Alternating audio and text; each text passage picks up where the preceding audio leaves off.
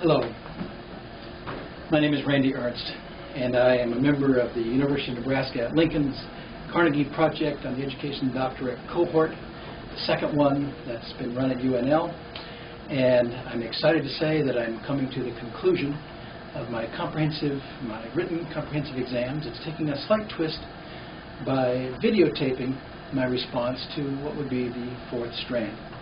If you're watching this, it's likely that you are a member of my committee. I'd like to thank you for going through the materials and for the feedback that you're going to be giving me on these materials, and then also for the assistance along the way and for just taking the time to do what you're doing to help me with my progress. I'm the Social Studies Curriculum Specialist for this school district, and with Strand D, what I'm going to be talking about today is how I'm situated in the area of teaching, curriculum, and professional development, and how my work is going to be in this area, and why this is a good fit for me. To do that, I'm going to have four different things that I touch on, four different areas that I mention, that I discuss, such that I believe this will provide evidence in support of Strand D.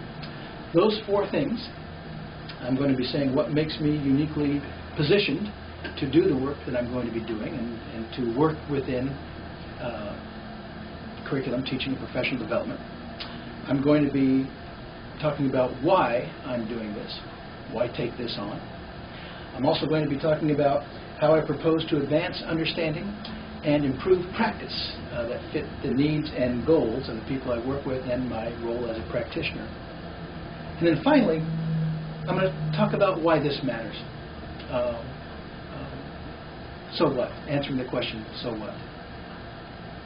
So, the first part of this, first thing that I'd like to say is how I'm uniquely positioned. As the Social Studies Curriculum Specialist, it is my job, it is my duty to provide the guaranteed and viable curriculum for the social studies teachers in our district. The number of teachers this includes is roughly 1,200, and the students that we're talking about that this reaches is over 36,000. And evidence of the guaranteed and viable curriculum that I am providing can be found on the website that I will include on this, you'll see at the bottom of this page underneath this video, where it shows the standards, the teaching standards that have been developed, that I have overseen, and also the assessments that are available on these standards, on what teachers are teaching, and lessons that have been developed while I've been the curriculum specialist in social studies for this district. During my tenure, those lessons are also on that website, and I invite you to go to that website and look at them. So I'm uniquely positioned, given that my job is curriculum and working with teachers in their professional development.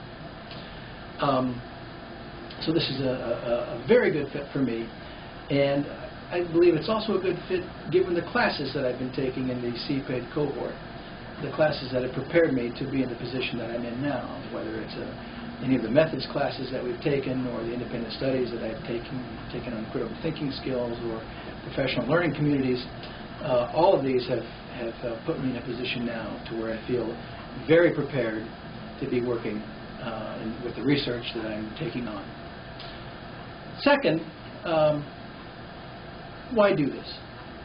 And in answering that question, three names come to mind that we've studied from our classwork. Many names, but three in particular. And the first one of those is Hilda Borko. And it was Hilda Borko who was saying that we've inherited the system with its flaws and with the things that also work well, but that we have a moral imperative to improve. I feel that moral imperative to get better. And I think when you were reading Strand A, you saw some of that moral imperative that when I couldn't address the question, how do we teach multiple perspectives, I started to feel that moral imperative kind of inherent to my nature and who I am and what I do. Second name that comes to mind with regard to why do this is Gloria Ludson Billings. And she was the one of many, actually, who is saying that we have this debt, historical debt, in terms of what we have and haven't taught. We have not equally represented gender and race in social studies. If you look in the textbooks over time, current textbook materials that we have, there isn't equal representation there. I believe that what I'm doing will address that issue of this not having the equal coverage that we really need to have. And then finally, I think about the work of Renee Cliff. And she talked about fostering collaboration across institutions, coordination across institutions, and I think she was talking more about higher education, and in this case, perhaps secondary education.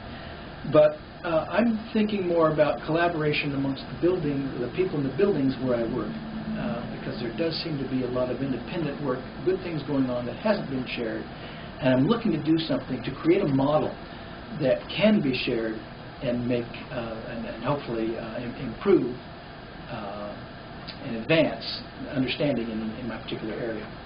So, how do I propose to advance and improve practice? And how do I plan to meet these needs and goals? That's where we talk about my problem of practice. My problem of practice really comes from two different areas that have gone into one. The first of those is the critical thinking skills that seem to be particularly suited for social studies education. There are 5 of them, and these 5 skills that have been researched by the likes of Sam Weinberg, Daisy Martin, Abby Reisman, on and on, Van Sledwright. The skills that seem to come up most commonly, the 5, are corroboration, being able to corroborate information, sourcing, where you can determine whether the source is a good source, valid source of information, and then contextualization, putting things into context, along with the idea of close reading. Why did an author use a particular word or leave a particular word out? What's the slant this author may be taking? And then using multiple perspectives. When I first started, I was thinking that maybe I would just focus on one of those skills. And the more I read about it, I realized that the 5 skills work together in concert. It's like an orchestra playing all at once. In order to corroborate, you need to use multiple perspectives, and you need to be able to close read and put things into context. So it's all of these skills at once. And I'm hopeful that these are skills that all of the students in my school district will be able to use grades 5 through 12. So that's one side. And I'll get to why this is more of a problem in just a moment. The other side of this comes from professional learning communities. And what I'm hopeful is that I'm going to be able to use professional learning communities as a vehicle for teachers who need to learn these skills and learn how to create lessons to go with them and to assess them. Now, why is this even important for teachers? Why is this a problem for them? Well, the reason that this is a problem, I think, is twofold. One, we have a lot of teachers who are only teaching content, and this has been traditionally how social studies has been taught. It's a content-based, it's been looked upon as a content-based area. If you look at the assessments that we currently have, almost all of them are multiple choice, where we're asking students to recall information that they learned in a particular class. We've known for some time now, if you look at the literature, that it should be more than content. It should also be skills, that content and skills should be taught together. So that the 5 skills that I just mentioned, along with the content that is being taught, research is telling us that students remember what they've learned better when they use these skills. We've also seen that they remember things longer when they're using these skills. So not only is it a good thing for students to learn, it also appears now that it's going to be required of teachers to use these skills. And the reason for this requirement is that there are new standards being developed at the local, state, and national level in social studies that are saying teachers need to teach content and skills. The skills are in the standards. So now we have a situation where teachers who don't know how to use these skills are going to need to know how to use these skills. And it's part of my job, part of my duty, for teachers to be able to teach at standard. I know that they'll be evaluated to see if they are following social studies standards at the local and state levels in particular. So it behooves me to come up with a model that can help teachers learn these skills. And I'm not going to have the kind of resources to pay for a professional to come in for the length of time they need to be here to do that, to teach these skills. So the way I propose to do this is through professional learning communities. All teachers are required to be in professional learning communities in the Lincoln Public Schools. At the high school level, these professional learning communities meet every week. I've also learned from talking with teachers that they tend to think that professional learning communities don't work. The research says there are reasons why they don't work, but also show that they should work if things are running the way that if people follow the tenets of how a professional learning community should work. Since I don't know firsthand on professional learning communities, I'm immersing myself in a PLC where I'm attending every week and recording the conversations that take place for study so that I can gain an understanding and insight into professional learning communities. This is a case study that I'm working that you read about in Strand C. Within the PLCs, I'm hopeful that after being just a passive observer, or I guess really I've been more of an active observer with regard to taking notes, but as an observer of a PLC, I'm going to be moving second semester into a more active participant of the PLC. And I know that there will be opportunities for me then to help teachers learn about these skills that are going to be coming. We saw in an email last week the Nebraska Department of Education has posted these new standards. They're available right now for review. And there's a link to those standards at the bottom of this that I helped work on at the bottom of this page as well. I'm hopeful that within the confines of the PLC, that teachers will gain this understanding of the skills, how to assess the skills, and come back in the PLC and look at these assessments to see if students are learning what they're trying to be learning. I also look at the work of Lieberman and Miller, who are saying that one of the reasons PLCs don't work is because teachers do not have an understanding of learning models to be able to take into their classroom. And I'm seeing this already in the PLCs that I've been observing. There's no mention of learning models. There are 3 learning models that come to mind that I think would be important for me to help, perhaps even to work with teachers to show them about these learning models. First of all, I'm thinking about problem-based learning. PBL. We want to create problems in the classroom. We're doing some of this already with a grant that I work with. But we don't just want to teach the Homestead Act in 4th grade. We want to ask students, was the Homestead Act a success?